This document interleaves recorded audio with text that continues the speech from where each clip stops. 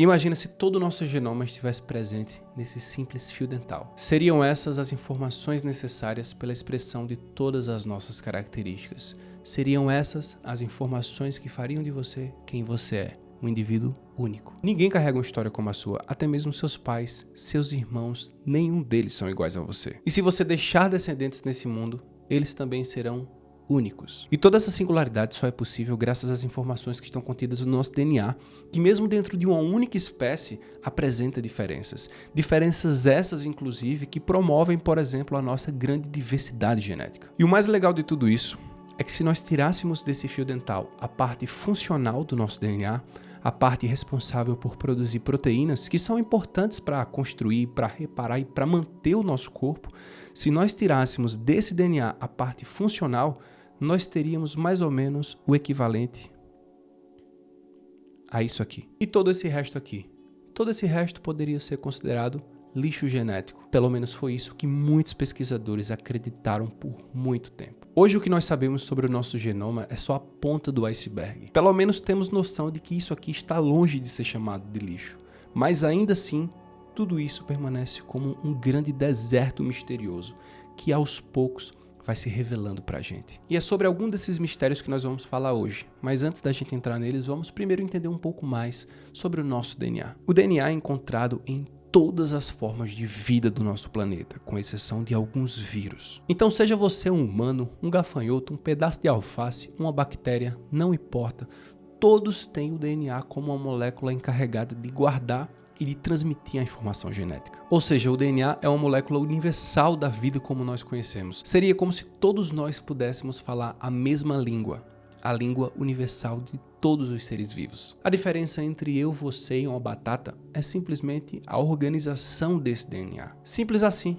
Mas o que mais fascina é que, por mais simples que pareça, na verdade, todo esse processo não tem nada de simples. Por exemplo, vamos refletir um pouco sobre como toda essa informação pode ser acessada. E para isso eu gostaria que você pensasse no DNA como um grande livro de receitas, onde cada página corresponderia, obviamente, a uma receita ou a um gene que iria produzir determinada proteína. Esse enorme livro de receitas contém o equivalente a 20 mil páginas ou 20 mil genes que irão produzir essas proteínas. Lembrando que nós estamos falando de um livro da espécie humana. Cada espécie apresenta o seu livro e apresenta as suas particularidades. Mas o mais interessante é que, por mais que essas páginas pareçam muita coisa, a gente tem que lembrar o seguinte: elas correspondem a apenas 2% de todo esse livro. Todo o resto desse livro é justamente o deserto misterioso que nós falamos, ou podemos chamar de regiões não codificantes. Eu acho até mais interessante chamar assim do que chamar de lixo genético. Mas esse termo ele ficou muito popularizado desde a década de 60, quando muitos cientistas não faziam ideia se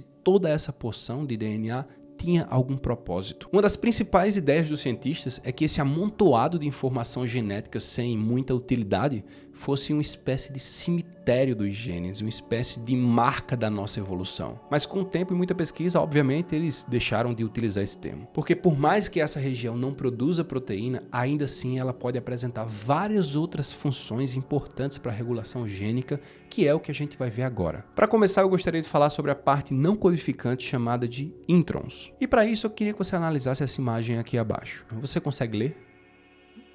E agora? Deixa eu fazer assim, deixa eu melhorar um pouco mais. E agora? Agora ficou mais fácil, né? Poderíamos então resumir os introns como uma espécie de intruso na nossa receita. No momento que eu estiver lendo a receita, se eu quiser produzir essa proteína, eu primeiro tenho que retirar esses introns. Mas a pergunta é, por que no meio do nosso DNA, no meio de informações tão úteis como são os genes pra gente, como são as nossas receitas para fazer proteína, por que existem essas mensagens inúteis? Ainda não se sabe se de fato esses introns geram algum benefício para nós, se geram alguma vantagem evolutiva.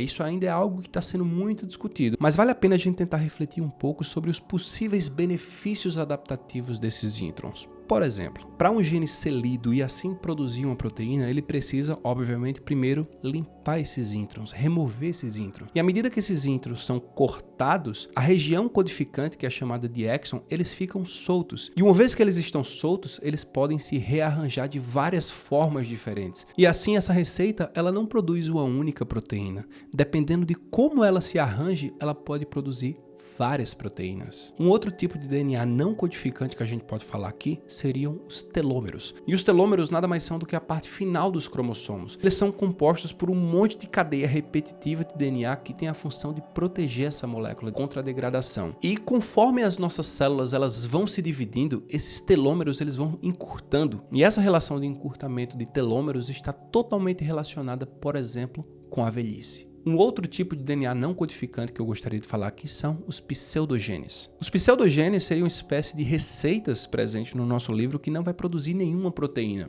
É como se a gente lesse essa receita, ela parecesse uma receita, mas que ela não produzisse nada. E ela pode ser gerada muitas vezes pela cópia de outros genes, porém essas receitas elas estão defeituosas. Mas mesmo assim, mesmo não produzindo proteínas de fato, esses pseudogenes eles ainda podem participar da regulação de genes normais, então eles podem ser importantíssimos para isso. Ou seja, não é porque eu não produzo proteína que eu não sou útil. Muitas dessas regiões não codificantes do DNA, elas de fato não produzem proteína, mas elas apresentam sim um importante papel em toda a regulação gênica. Então, esses 2% de DNA codificante, eles são de fato o protagonista desse processo. Mas sem a outra parte trabalhando nos bastidores, nada disso seria possível. Então, chamar toda essa riqueza, todos esses 98% do genoma de lixo é quase que um crime. O que era lixo no passado, hoje é tido como um tesouro genético que aos poucos vai revelando seus mistérios. E pode até parecer que tudo isso é uma forma muito complicada de se produzir um organismo.